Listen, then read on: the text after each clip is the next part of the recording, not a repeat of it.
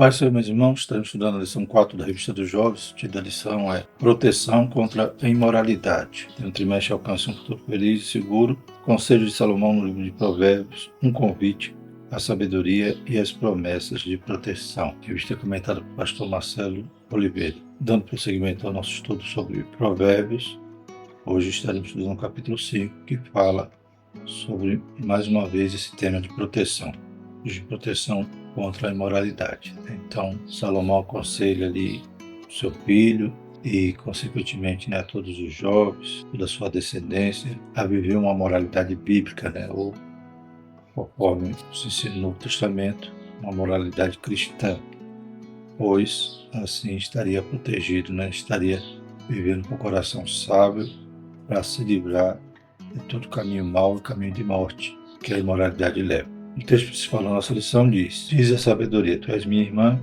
e a prudência chama a tua parente, para te guardar da mulher alheia, e da estranha que lisonjeia com as suas palavras.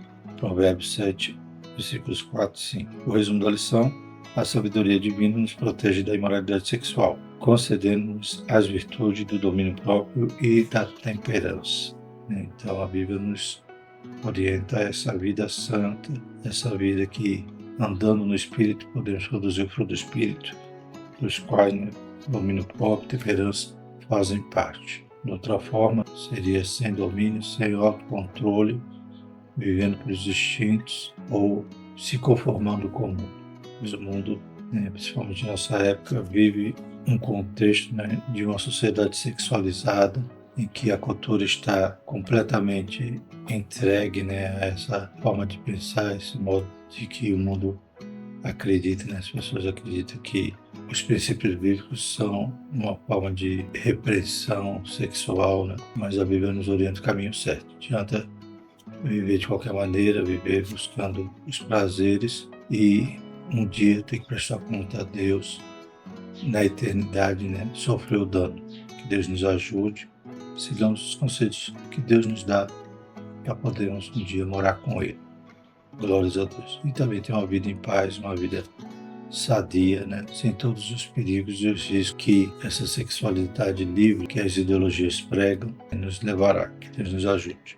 Então, ouçamos os conselhos de Provérbios nesta lição.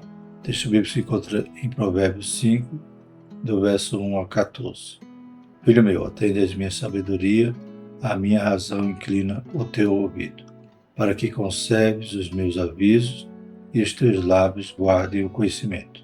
Porque os lábios da mulher estranha destilam favos de mel, e o seu paladar é mais macio do que o azeite, mas o seu fim é amargoso como o absinto, agudo como a espada de 2 fios. Os seus pés descem à morte e seus passos firmam-se no inferno. Ela não pondera a vereda da vida, e suas carreiras são variáveis, e não as conhece. Agora, pois, filho, dai-me ouvidos, e não vos desvie das palavras da minha boca. Afasta dela o teu caminho, e não te aproximes da porta da sua casa, para que des a outro a tua honra, nem os teus anos a cruéis, para que não se fartem os estranhos do teu poder, e todos os teus trabalhos entrem na casa do estrangeiro, e gemas no teu fim, quando se consumir a tua carne e o teu corpo, e digas: como aborreci a correção, e desprezou o meu coração a repreensão, e não escutei a voz dos meus ensinadores, nem os meus mestres inclinei o meu ouvido.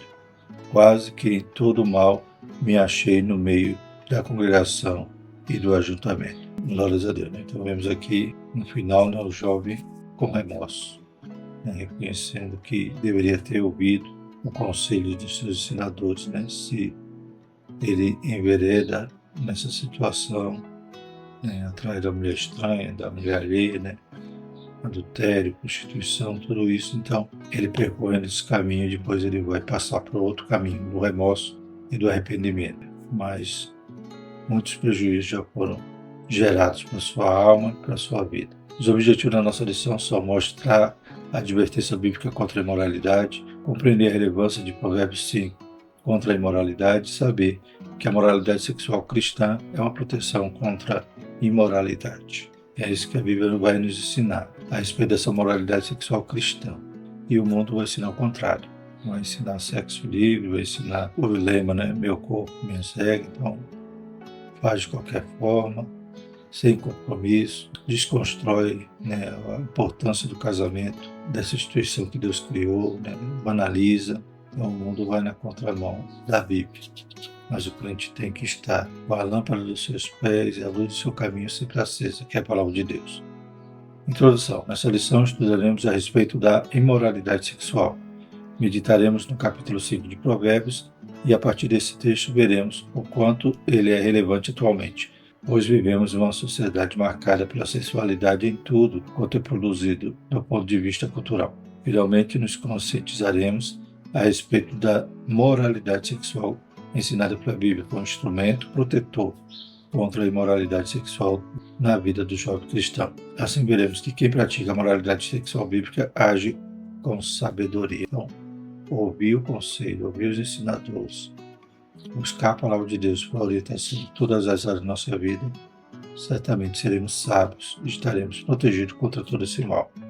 Louvado seja o nome do Senhor. O primeiro tópico fala sobre a advertência contra a imoralidade, compreendendo o capítulo 5, primeiro subtópico. O quinto capítulo do livro de Provérbios inicia com um apelo à prática da sabedoria. O capítulo 4 desenvolveu a ideia da proteção do coração, a partir da prática da sabedoria, onde o pensamento, o sentimento e a vontade são dominados por Deus para as saídas da vida. O capítulo 5 inicia com uma repetição da importância de atender, inclinar e guardar a sabedoria. Provérbios 5, 1 e 2. Então, no capítulo 4, visto da lição passada, sobre essa sabedoria que pode nos proteger todo o nosso ser interior, né? Todo o coração, toda a alma, né? Toda a saída das nossas vidas pode, então, proceder de forma santa. Nosso pensamento, nossa vontade, nossas ações, né? Então, tudo isso é protegido quando buscamos a sabedoria do alto, que a palavra de Deus nos dá, que Deus nos dá, que louvamos a Ele. E hoje, no capítulo 5, começa repetindo a respeito da importância dessa busca desse conhecimento, dessa sabedoria, dos conselhos de Deus, para sermos sábios e agora proteger também o nosso corpo, né, a nossa vida, em relação aos perigos da imoralidade sexual. Então o capítulo 5 inicia, né, com a importância de atender, inclinar e guardar a sabedoria. Essa é a sabedoria aplicada ao relacionamento entre o homem e mulher. O leitor é convidado a adquirir a sabedoria divina com o propósito de aplicá-la no relacionamento com o outro sexo. Assim, os versículos 3 a 6 apresentam a mulher estranha, aquela que seduz o jovem no caminho da vida. Provérbios 7, 6 a 23. Os versículos 7 a 14 expõem as consequências destruidoras da relação com essa mulher imoral. E, finalmente, nos versículos 15 a 23, o autor sagrado faz um apelo à fidelidade no matrimônio como antídoto contra a imoralidade sexual. Embora no capítulo 7 volta a tratar sobre esse tema, né, sobre essa mulher sedutora, sobre esse jovem simples que pode, né, cair nessa cilada, aqui também abre-se o parênteses, né, que quando fala ao jovem ou à mulher, é claro que como o princípio desse conselho Salomão está dando aos seus filhos, né, mas é claro que esse conselho se refere tanto a um quanto a outro. Né? Da mesma maneira que o jovem pode encontrar, né, a oferta dessa imoralidade sexual através de uma mulher sedutora, a jovem também corre o risco do jovem, do homem sedutor, que venha fazer desviar o caminho de santidade do jovem ou da jovem. Né? Então, o conselho é para ambos. E no capítulo 7, então, volta a tratar sobre esse tema, mas esse esboço aqui que o comentarista faz, do 7 ao 14, expõe as consequências destruidoras da relação com essa mulher imoral. Aqui estamos falando do capítulo 5, no capítulo que estamos estudando, né, nessa lição. Então, do 7 ao 14 apresenta essa consequência destruidora. E do 15 ao 23 vai falar sobre o casamento, sobre a fidelidade conjugal, né, como um antídoto à imoralidade sexual. Então, lendo os versículos 15 a 23, diz: bebe a água da tua cisterna e das correntes do teu poço. Derrama-se-iam por fora as tuas fontes, pelas ruas os ribeiros de água. Sejam para ti só, e não para os estranhos contigo. Seja bendito o teu manancial, e alegre-te com a mulher da tua mocidade. Como servo amoroso e gazela graciosa, sacie os seus seios em todo o tempo, pelo seu amor, ser atraído perpetuamente. E por que, filho meu, andaria atraído pela estranha e abraçaria o seio da estrangeira? Porque os caminhos do homem estão perante os olhos do Senhor, e ele aplana todas as suas carreiras. Quanto ao ímpio, as suas iniquidades o prenderão, e com cordas do seu pecado será detido. Ele morrerá, porque sem correção andou, e pelo excesso da sua loucura andará errado. Então, esse capítulo abrange tudo isso, né? Todo esse cuidado com o estranho e também valoriza, né, o matrimônio, o casamento, né, a mulher da sua mocidade, ou seja, um combate o outro, né? A fidelidade combate a imoralidade e a gente vê que a correção pode resultar em benefícios, porém viver sem correção em morte, né? Que Deus nos ajude. Segundo subtópico, a mulher estranha. É inevitável encontrar-se com a mulher imoral no caminho da vida, mas não é inevitável cair em sua sedução. Então, lemos e frisamos que aqui tanto fala do moço, então, o conselho de Deus é para ambos, né? Então, tanto fala que é inevitável o moço encontrar a mulher estranha no caminho, como também a moça encontrar esse sedutor no caminho, mas não é inevitável fugir, né? Não cair na sedução, não ceder à tentação. Como diz o hino, tentado não ceda, não ceder é pecado. Então a tentação é inevitável muitas das vezes passarmos, mas o cair na tentação é que realmente estaremos nos comportando como crentes nascidos de novo ou não, né? Que Deus abençoe tanto a moça como o moço para evitar tudo isso. Sua característica principal é a arte de seduzir. Seus lábios destilam favos de mel. Seu paladar é mais macio que o azeite. Contudo, embora a sedução da mulher imoral tenha grande poder de atração, logo esse doce prazer momentâneo dá lugar a um fim amargoso como absinto e agudo como a espada de 2 fios. Ele faz descer para a morte. Então é doce como mel, né? No princípio, mas depois vem o amargo e vem a espada, né? Que Deus guarde cada jovem e que possa se despertar com esses conselhos que Deus nos dá. Essa mulher imoral não tem compromisso com a retidão nem com o conhecimento. Versículo 6. Por isso torna-se uma parábola alusiva à vida de moralidade que o jovem não deve e nem precisa trilhar. Então o verso 6 diz: ela não pondera a vereda da vida, as suas carreiras são variáveis e não as conhece. Além de podermos interpretar como uma mulher literal, também podemos interpretar como essa metáfora, né? Porque a sedução, como vimos aqui, a cultura está embebedecida dela, a sensualidade. Então é bem assim os caminhos que o mundo propõe, né? Que não tem responsabilidade, não pondera a vereda da vida e as suas carreiras são variáveis e não as conhece. Então é viver sem pensar no amanhã e pior, sem pensar na eternidade, né? Então todo ato de responsabilidade, tudo que o homem planta, ele tem que colher. Ou colhe aqui ou colherá na eternidade. Então vigiemos e escolhamos as sementes corretas para plantar, para não colher o mal, a espada, o amargoso como absinto, como diz aqui no texto. No início, esse estilo de vida é atrativo, mas logo não tarda a mostrar que é uma verdadeira escravidão que leva à morte, conforme Provérbios 7, 21 a 23. Então, os conselhos do mundo são saborosos, né? As ofertas que o mundo faz. Mas, no fim, há caminhos para o homem, né? Parece caminhos bons, mas o final é caminho de morte. E pior, né? É um prazer passageiro. É como se fosse realmente uma arapuca, né? Uma armadilha. Coloca lá a isca é saborosa. Mas a consequência é terrível, né? O terceiro subtópico.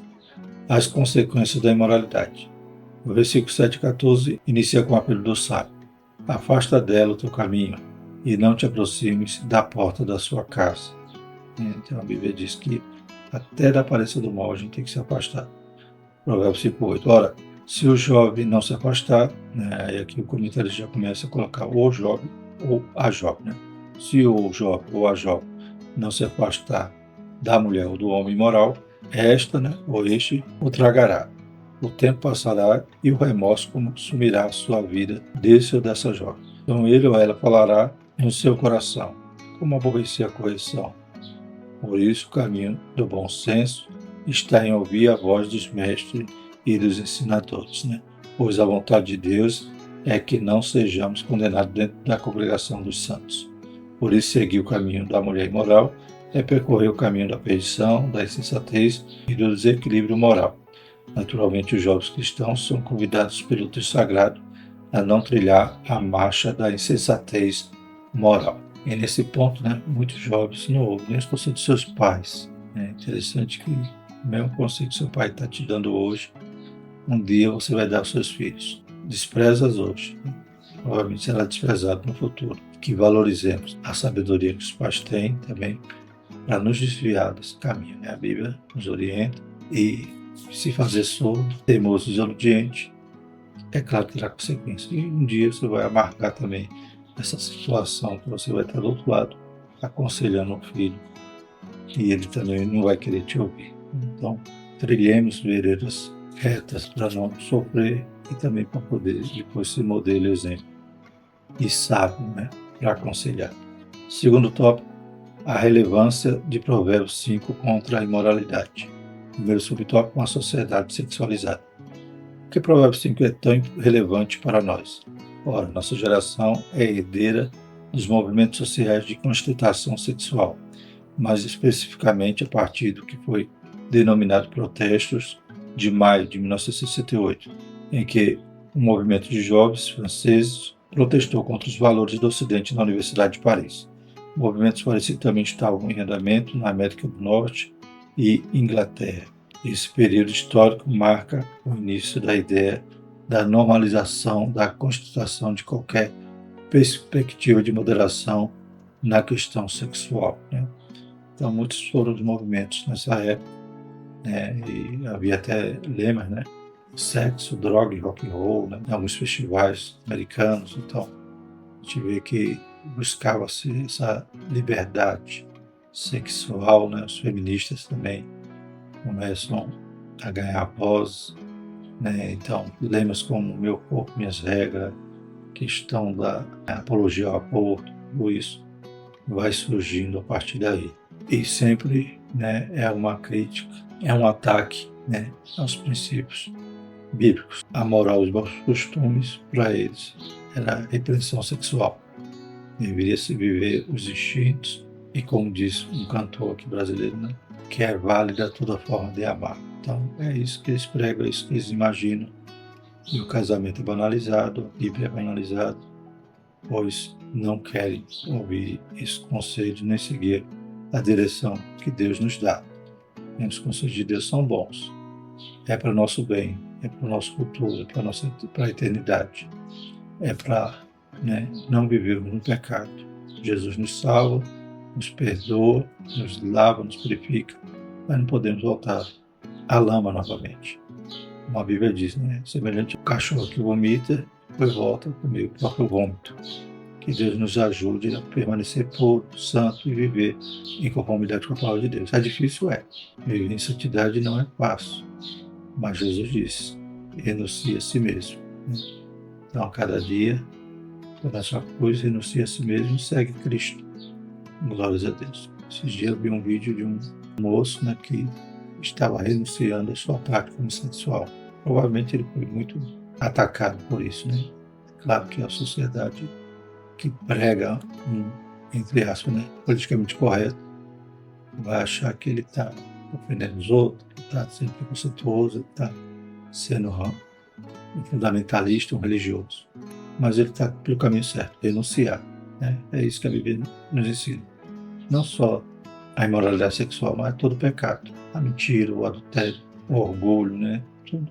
Temos que renunciar todo dia para seguir a Cristo. É isso que a Bíblia ensina, mas o mundo quer dizer que isso é obsoleto, ultrapassado.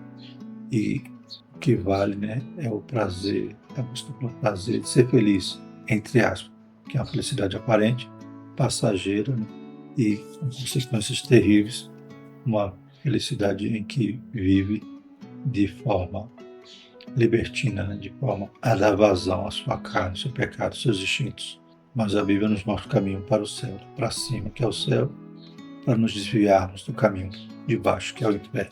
O sexo passou a ser tratado como um fim em si mesmo, onde a recreação individual fosse seu maior objetivo. Por isso, toda forma de relacionamento sexual entre adultos passou a ser normalizada.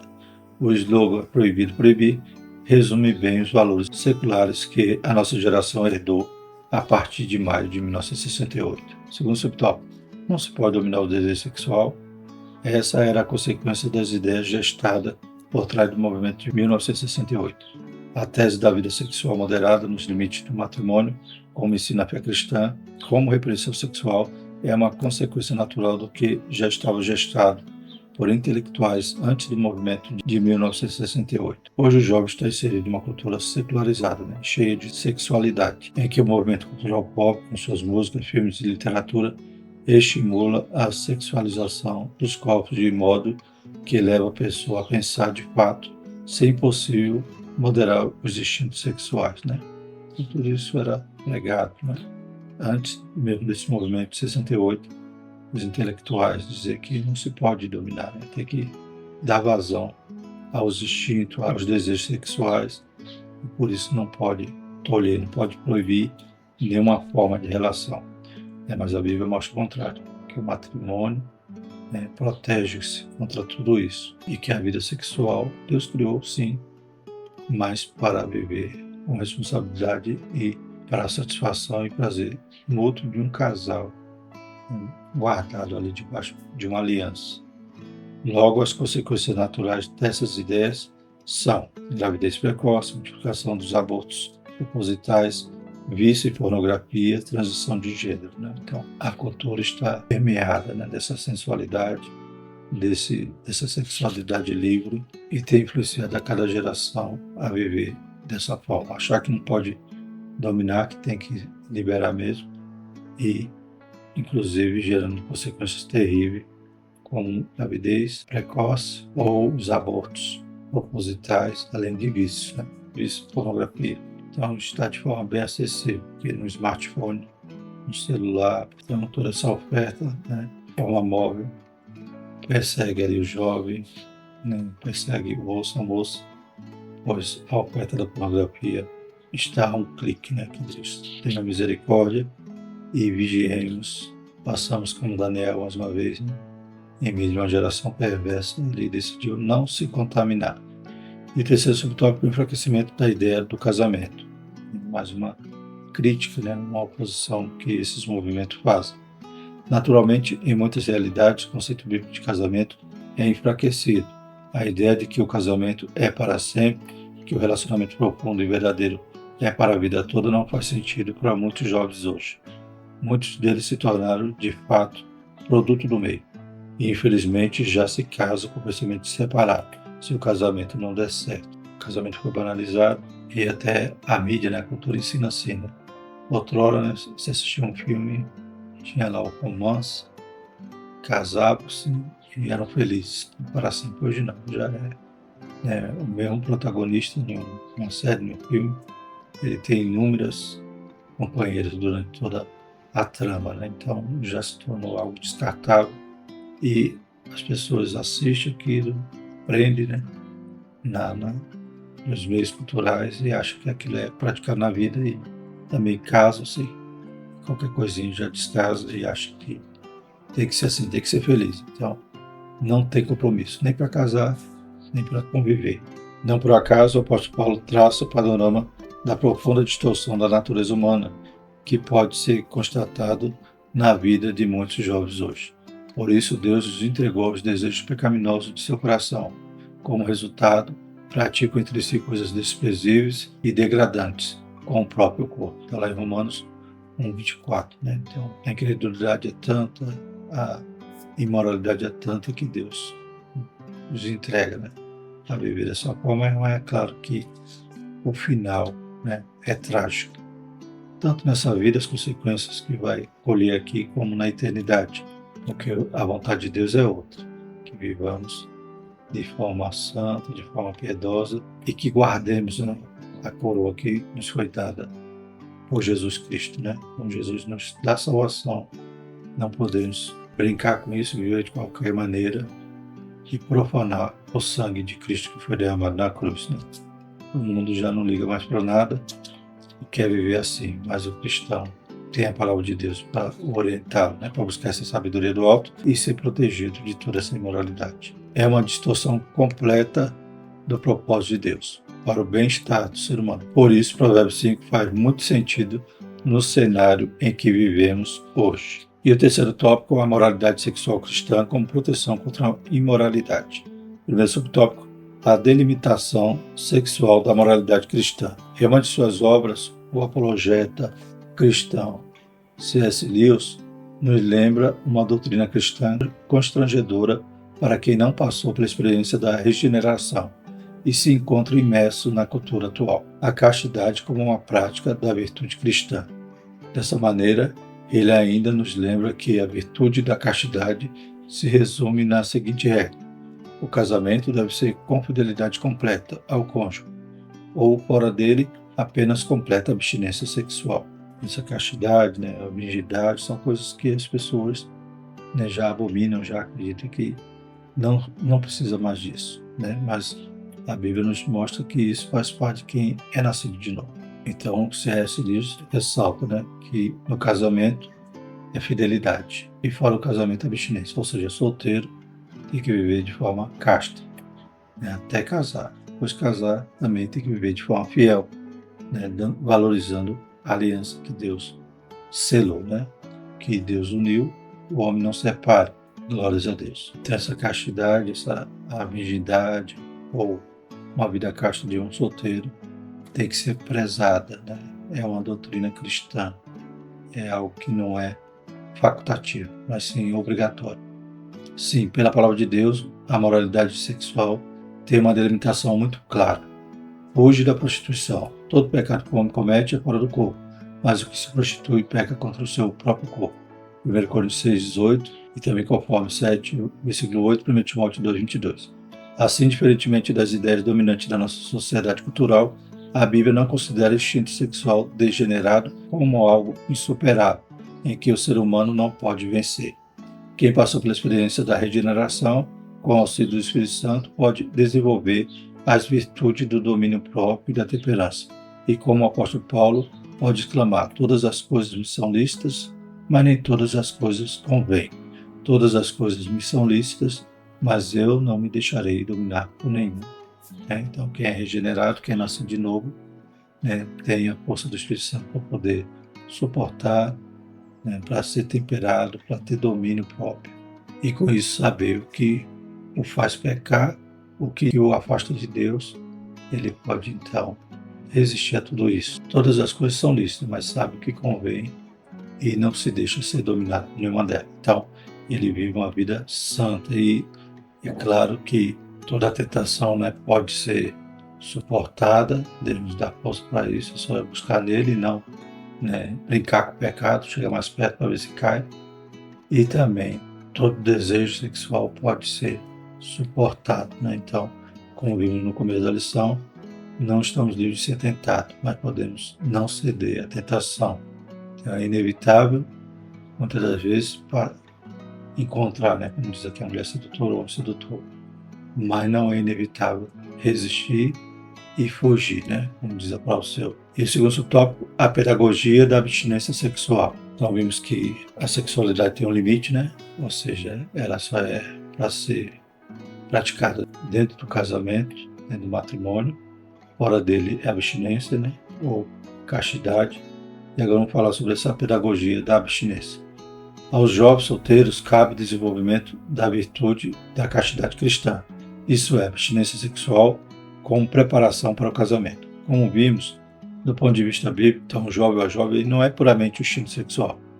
Ele ou ela sabe que a satisfação sexual, tal qual a Bíblia ensina, não é egoísta, descartável e ilusória, mas cumpre o sentido quando nos unimos à pessoa amada e com ela compartilhamos e dividimos toda a história de vida que glorifica a Deus no casamento. Então, Deus criou o instinto sexual, Deus criou o macho e fêmea, Deus criou o prazer do sexo para satisfação do casal, mas tudo isso, Deus também criou uma instituição chamada casamento.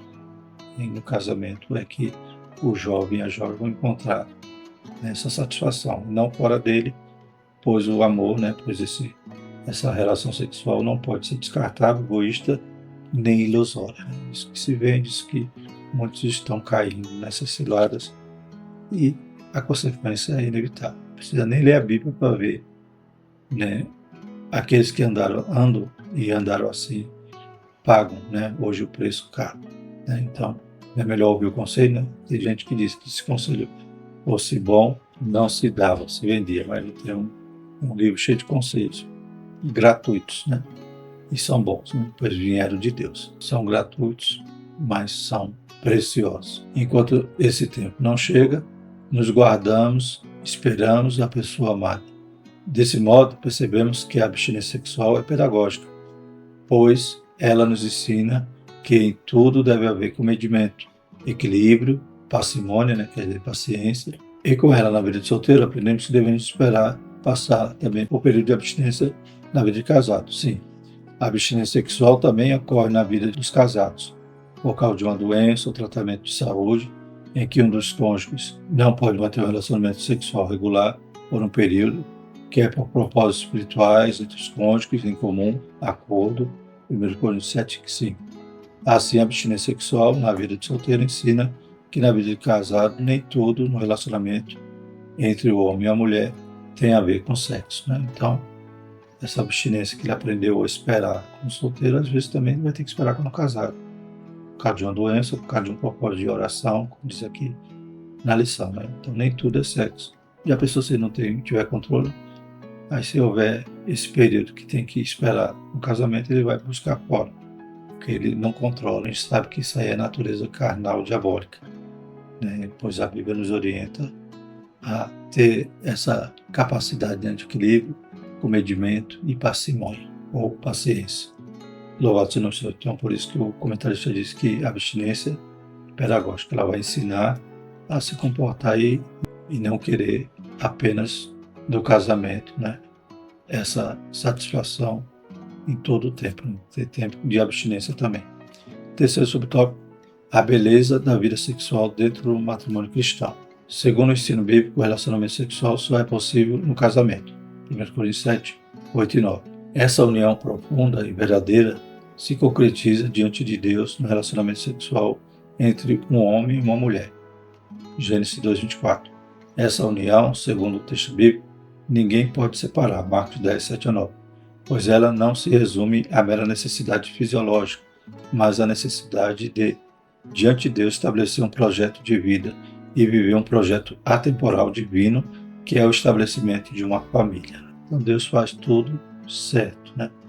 Deus faz e permite, né, ou cria, né, essa satisfação, mas dentro do casamento, e é um casamento que é indissolúvel, né, hétero, macho e fêmea, é assim que Deus criou. E que não se limita só ao sexo, né? Então, ali é uma instituição sagrada, né? Imaculado seja o matrimônio, ou seja, é algo que vai servir aos propósitos de Deus. Uma vida santa, um casal, para formar uma família, então de forma atemporal, como diz aqui, né?